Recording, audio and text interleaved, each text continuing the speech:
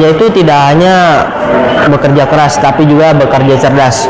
Like, comment, subscribe akun Toleransi dan Perdamaian. Dan kelinci pun kalah. Jadi yang terkandung dalam cerita ini, kita tidak boleh meremehkan orang. Kita harus selalu tolong menolong kepada semua orang, dan janganlah sombong terhadap apa yang kita miliki. Kelebihan dan kekurangannya, maka jangan sekali-kali kamu menghina dan menyepelekan orang lain. Jika memang ketua kita ada yang salah atau mengambil sebuah keputusan yang tidak bijak, kita harus mengingatnya. Kita harus tetap berjuang dan jangan pernah hilang putus harapan. Terus berlari sampai ke hutan, dan akhirnya pun si kancil itu lolos dari serigala. Kesimpulan yang bisa kita ambil dari cerita ini yaitu janganlah berbohong demi sebuah hiburan, karena orang lain itu juga bisa berubah-ubah sifatnya. Kita tidak tahu apa yang dia rencanakan untuk kita. Siapa menemukan orang, memudahkan orang lain, Allah juga akan memudahkan urusan di dunia dan di akhirat. Jadi kita sebagai anak harus menyayangi dan menghormati orang tua. Kesulitan akan memberikan kekuatan dan hal-hal yang berharga lain. Apabila masalah adalah keburukan dan solusi adalah kebaikan, maka kita membutuhkan keduanya agar berkembang. Gerbang kesuksesan.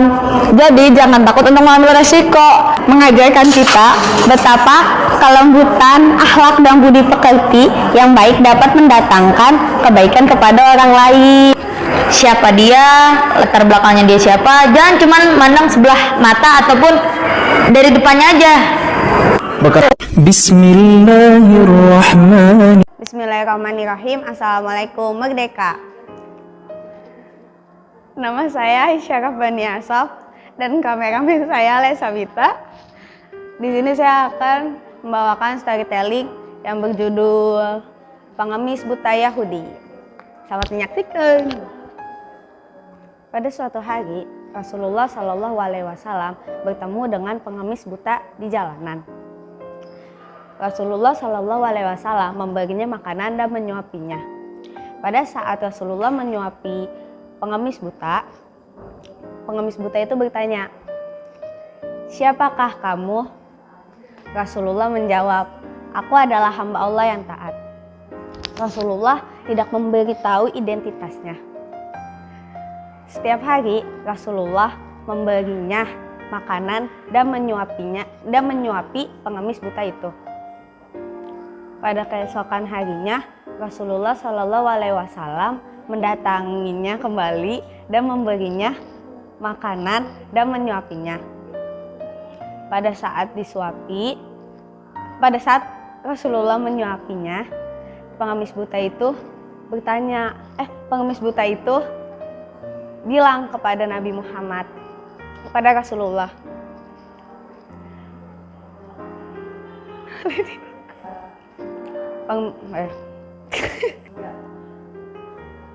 jangan engkau dekati Nabi Muhammad, karena ia adalah pendusta, pembohong, dan menyebarkan ajaran yang tidak benar. Pengemis buta itu terus saja mencaci maki, menghina, memfitnah Nabi Muhammad SAW. Tapi Nabi Muhammad tidak sama sekali berbicara dan mengatakan bahwa dirinya adalah Muhammad SAW. Nabi Muhammad hanya terdiam dan kembali menyuapinya dengan hati yang tulus dan hati yang lembut. Dan sampai suatu ketika Rasulullah Shallallahu Alaihi Wasallam sakit dan hanya bisa terbaring di tempat tidur. Rasulullah Shallallahu Alaihi Wasallam tidak bisa mendatangi pengemis buta itu, memberinya dan menyuapinya. Setelah beberapa hari kemudian, Rasulullah Shallallahu Alaihi Wasallam wafat dan meninggalkan pesan kepada putrinya, yaitu Aisyah. Aisyah memberi pesan itu, pesan yang diberikan oleh ayahnya kepada Abu Bakar radhiyallahu anhu. Aisyah berkata kepada Abu Bakar bahwasannya Rasulullah memberi pesan, memberi amanah untuk memberikan dan menyuapi pengemis buta yang ada di ujung pasar di jalanan, pengemis buta. Keesokannya Abu Bakar mendatangi pengemis buta tersebut. Saat mendatangi pengemis buta tersebut, Abu Bakar seperti biasa memberinya makanan dan menyuapinya. Tapi Rasulullah Shallallahu Alaihi Wasallam selalu menghaluskan makanan terlebih dahulu, lalu menyuapinya kepada pengemis buta. Sedangkan Abu Bakar tidak mengetahui bahwasannya itu adalah hal yang biasa Rasulullah lakukan kepada pengemis buta tersebut. Saat disuapi oleh Abu Bakar, pengemis buta itu langsung berteriak dan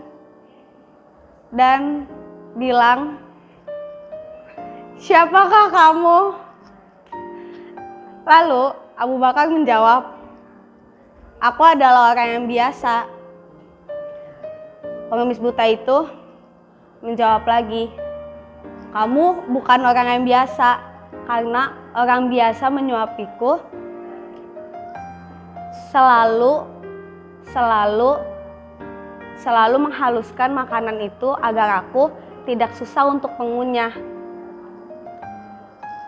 Abu Bakar pun menangis dan sambil Abu Bakar pun sambil berkata, "Aku memang bukanlah orang yang biasa. Orang yang biasa menyuapimu itu telah tiada. Ia adalah Nabi Muhammad Shallallahu Alaihi Wasallam." Pengemis buta itu pun menangis dan menyesal karena ia telah mencaci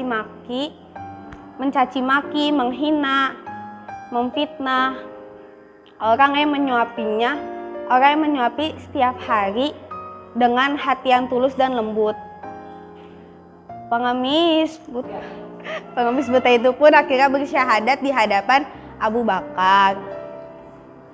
Sekian Nabi